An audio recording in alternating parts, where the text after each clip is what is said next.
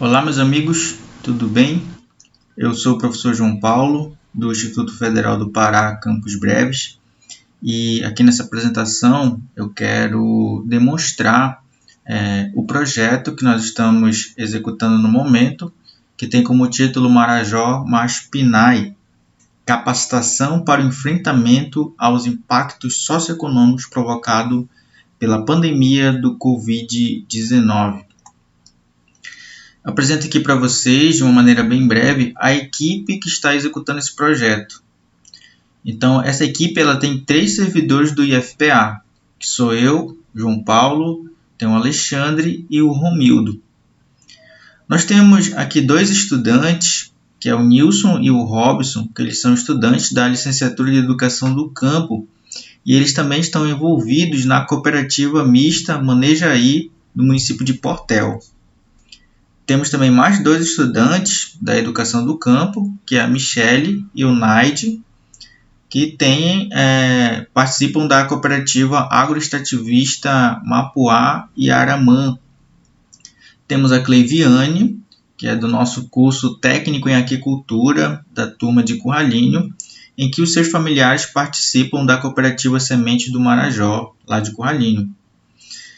E temos o Gracinaldo, que também é nosso estudante da Licenciatura em Educação do Campo, em que ele reside na PA 159 e tem aí uma aproximação residencial com a Procotane, que é uma associação que participa aqui do nosso projeto, que é aqui do município de Breves.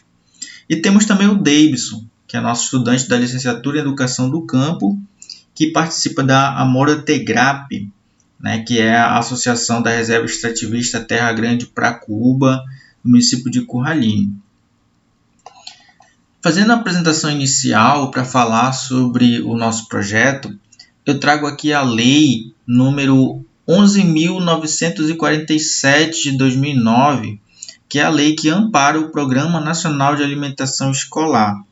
Essa política ela é um marco na legislação brasileira, quando a temática é segurança alimentar e nutricional. E o que essa política garante para nós?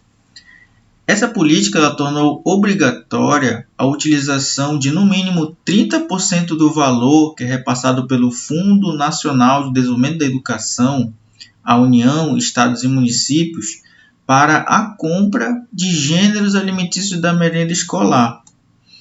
E essa compra ela é feita dos agricultores familiares, ou seja, do valor de 100% que é repassado para os municípios, para os estados e para as escolas da União, eu tenho obrigatoriamente como gestor do município ou do estado, ou de uma escola da União, eu tenho como obrigação pegar no mínimo 30% e comprar produtos da agricultura familiar e ofertar na merenda escolar. Então, essa política ela destacou os agricultores familiares como protagonistas no fornecimento de alimentos. E essa política, essa lei, ela traz também como algo muito estratégico a não ser obrigatório o processo licitatório, que é aquela competição em que as empresas fazem para comprar, para vender produtos para órgão público.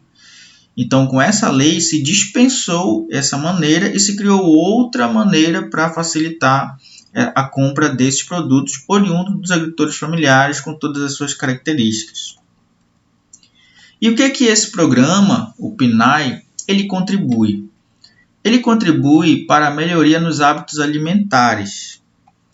Nós sabemos que hoje a alimentação tem sido muito mais industrial do que uma alimentação de produtos naturais. Então, hoje tem se consumido, especialmente nas escolas, enlatados, as sardinhas, conservas, almôndega, o próprio macarrão. Isso é o que tem imperado em quantidade na alimentação escolar. Então, o PNAE ele vem favorecer o consumo de alimentos regionais, naturais e frescos, que essa é a característica dos produtos da agricultura familiar. Então, o PNAE, quando ele faz a compra dos agricultores, ele acaba fortalecendo o consumo desses tipos de alimentos. O PNAE ele é muito importante para abrir um mercado para os agricultores familiares. Nós sabemos que uma das grandes dificuldades que os agricultores têm é de terem um mercado garantido. Então, o PNAE, como ele é obrigatório, o gestor tem que executar, ele abre então um mercado anual para que os agricultores tenham a venda garantida de seus produtos. Ele também fortalece a produção orgânica e tradicional, como é típico da nossa agricultura familiar, que é baseada nos processos ecológicos, respeitando o ambiente, que não é intenso em uso de produtos químicos.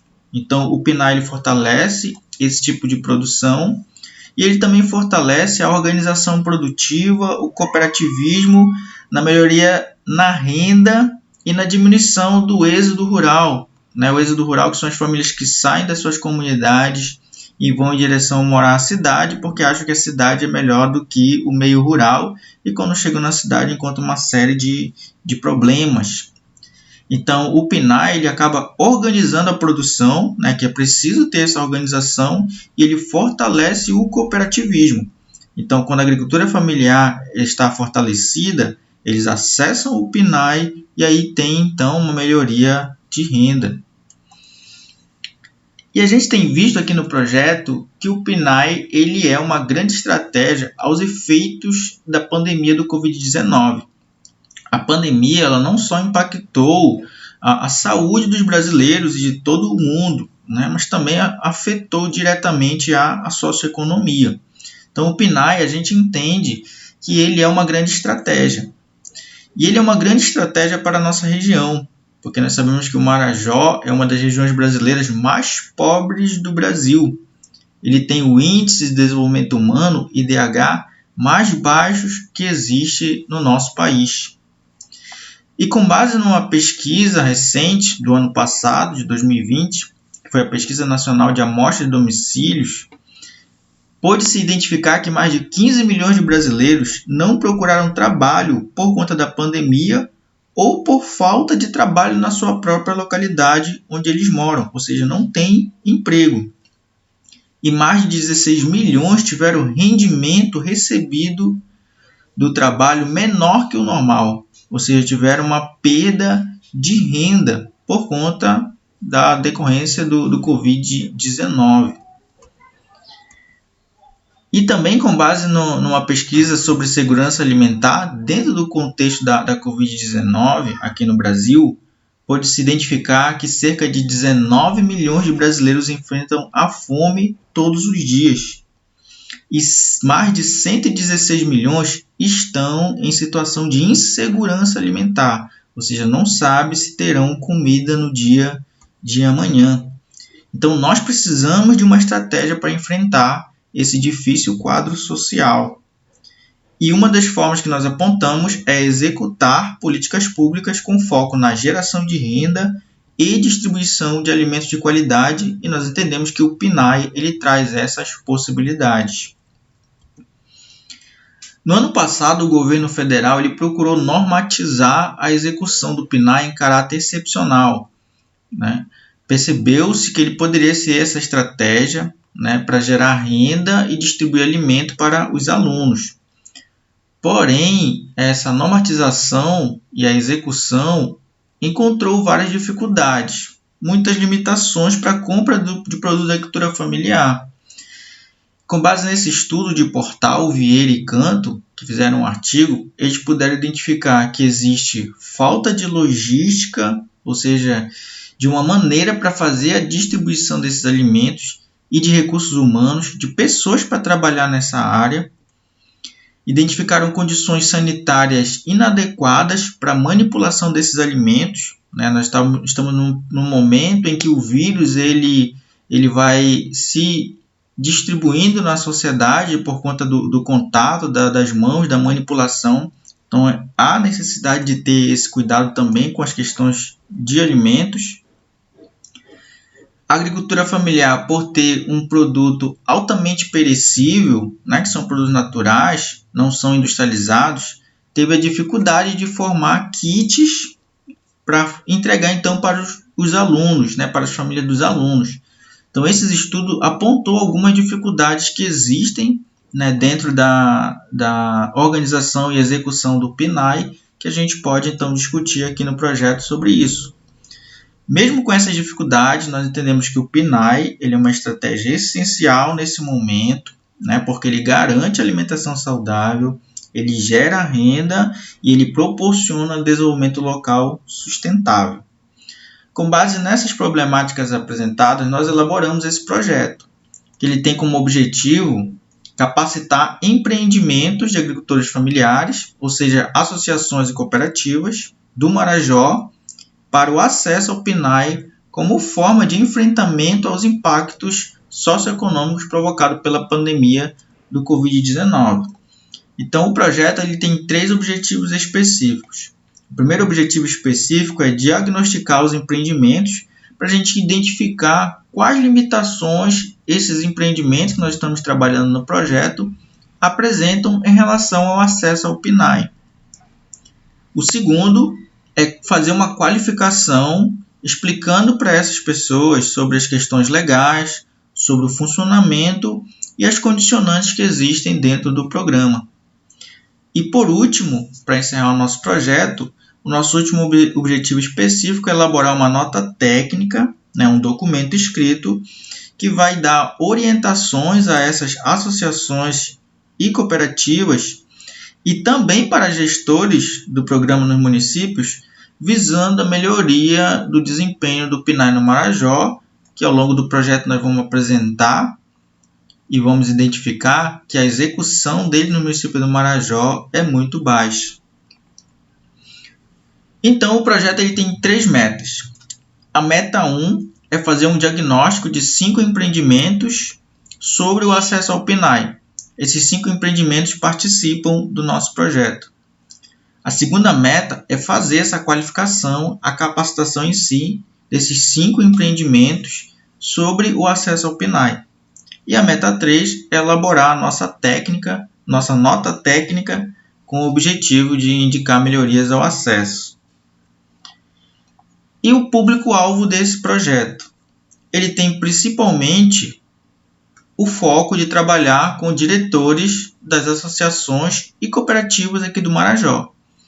E nós estamos aqui com 5 instituições que nós vamos trabalhar ao longo do projeto, que vai ser a Coama, aqui de Breves, a Manejaí, de Portel, Semente do Marajó, de Curralinho, a Procotane, aqui de Breves, e a Moura Tegrape, que também é do município de Curralinho. E os prazos que nós temos para a execução desse projeto?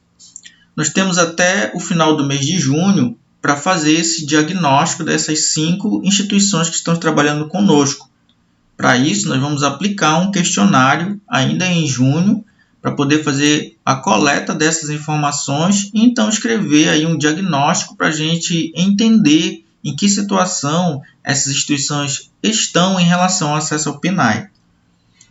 Em agosto, a nossa ideia é fazer a capacitação, fazer a qualificação, olhando para o diagnóstico que foi realizado em junho, e aí então a gente discutindo sobre as questões legais, sobre como é que funciona o PNAE, quais são as condições que ele tem.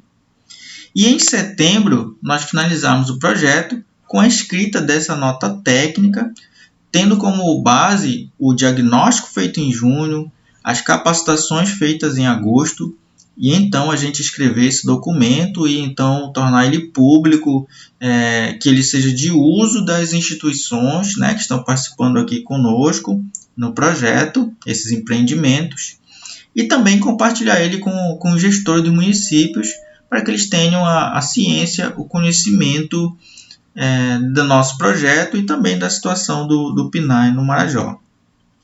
Ok, queridos? Esta foi a apresentação do projeto Marajó mais PNAE.